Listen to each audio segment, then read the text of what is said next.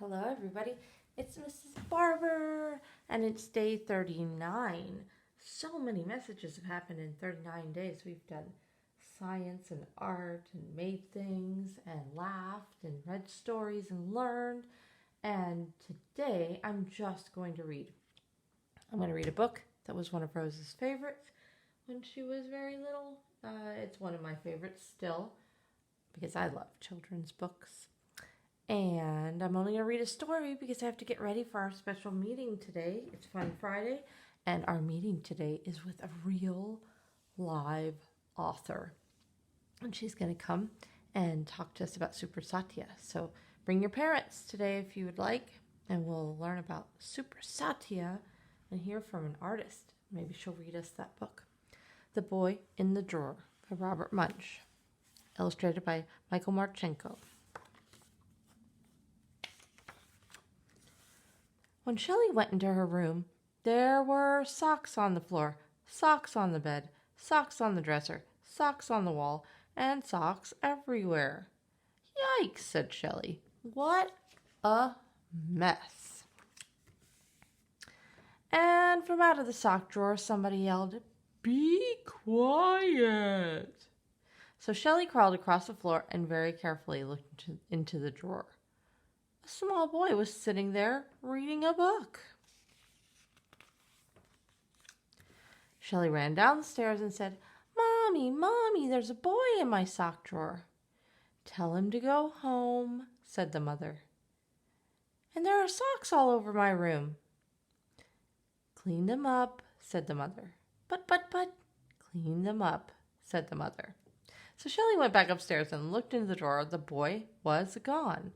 She cleaned up the whole room and went downstairs for lunch.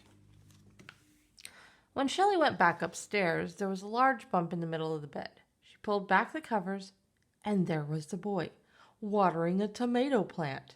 Shelley ran downstairs and said, "Mommy, Mommy, my bed is a mess." "Clean it up," said the mother. But, clean it up," said the mother. When Shelley went back upstairs, the boy was gone. She cleaned up the whole mess by herself. Shelley went downstairs and read a book. The room started to get dark. Shelley looked around and saw a big bump behind the drape. She very quietly crawled over to the drape and yanked it up. There was the boy. He was painting the window black. "Go away," said Shelley. The boy grew 5 centimeters. "Beat it," said Shelley. The boy grew 5 more centimeters. Shelley took a paintbrush and painted the boy's ear black. He grew 5 more centimeters. "Help!" yelled Shelley, and she ran off to find her mother and father. They weren't in the basement, and they weren't upstairs. They were in the kitchen. So was a lot of water. It was all coming out of the bread box.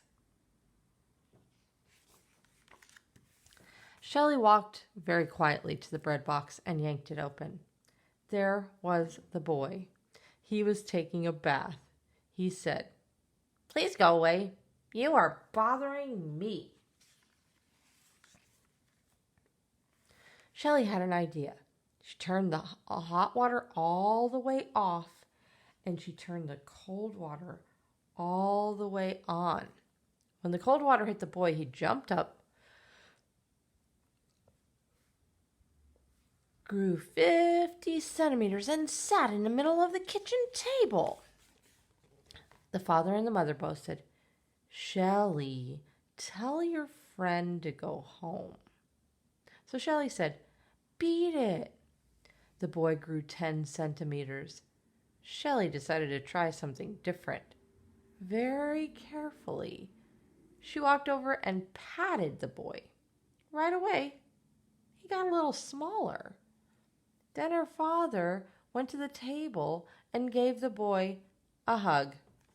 He got very small. Then her mother gave the boy a kiss, and he disappeared entirely. "And who will clean up the kitchen?" said the mother. "And who will clean up the kitchen?" said the father. "And who will clean up the kitchen?" said Shelley. And the mother gave Shelley a hug. And the father gave Shelley a hug. And she cleaned up the whole mess with no trouble at all. The end. Every time I read this book, I notice something different. And that's the beauty of a good book, is that we can notice new pictures. You know, I always love the cat. The cat in the water. I think that picture is hilarious.